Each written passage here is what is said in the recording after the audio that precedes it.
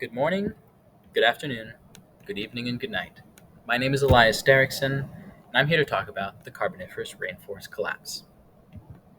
Well, you're probably wondering, what in the world is the Carboniferous Rainforest Collapse, and why is this the very first time I'm hearing about it? Well, I can tell you what the collapse is, but I cannot tell you why this is the first time you're hearing about it. Well, let's jump right into it. The Carboniferous Rainforest Collapse happened 307 million years ago, and it happened due to a major decrease of carbon dioxide in the Earth's atmosphere. The reason for all of this carbon dioxide being sucked out of the Earth's atmosphere was extensive peat moss, or peat swamps, during the period, which stored most of the carbon in the atmosphere into the Earth's crust. Now, we know why it happened, but what did it affect? Well, it affected not only the biosphere, but also the geosphere and the atmosphere as well. Let's talk about the geosphere. Well, a major change to the geosphere was the creation of coal deposits and coal forests due to the major forests dying off and becoming preserved in the ground. Now let's talk about the atmosphere. Well, the atmosphere was also changed, with a major decrease in the amount of carbon dioxide available. Due to the abundant amount of plant life, oxygen accounted for 35% of the atmosphere. Now this was before the collapse. After the collapse, oxygen amounts decreased significantly and carbon dioxide skyrocketed again. Now, the collapse of the major rainforests that couldn't adapt to the rapidly changing climate and the carbon content in the atmosphere was a major change in the biosphere.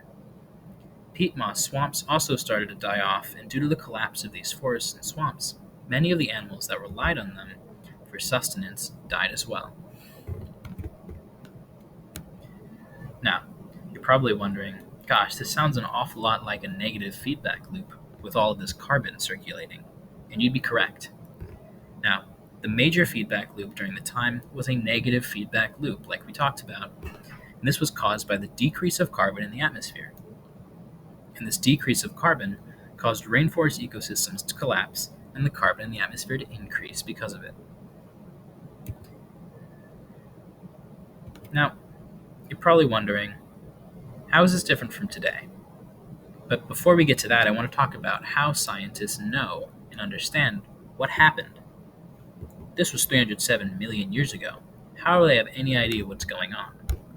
Well, the climate proxies, and they're called proxies, and these allow scientists to see back in time, right? Using rocks and animal remains and whatnot.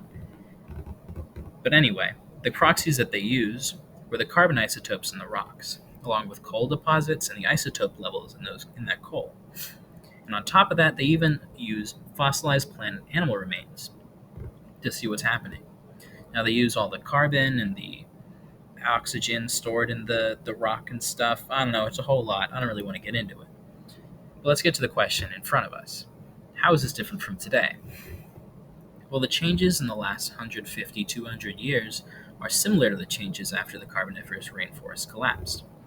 Without many plants to keep the carbon in check, the carbon dioxide levels in the atmosphere started to climb at a faster rate, similar to the rate we are seeing today. However, the change in carbon dioxide 307 million years ago, or during the Carboniferous Rainforest collapse, was due to natural changes in the biosphere.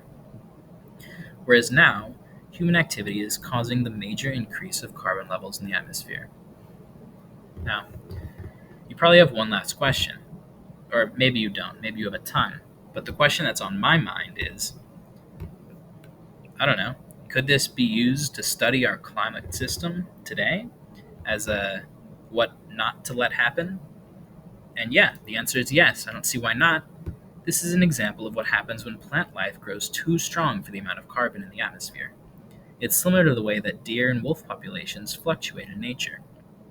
It mainly goes to show that if we increase the amount of plant life and forests on this planet, carbon levels could be easily reversed.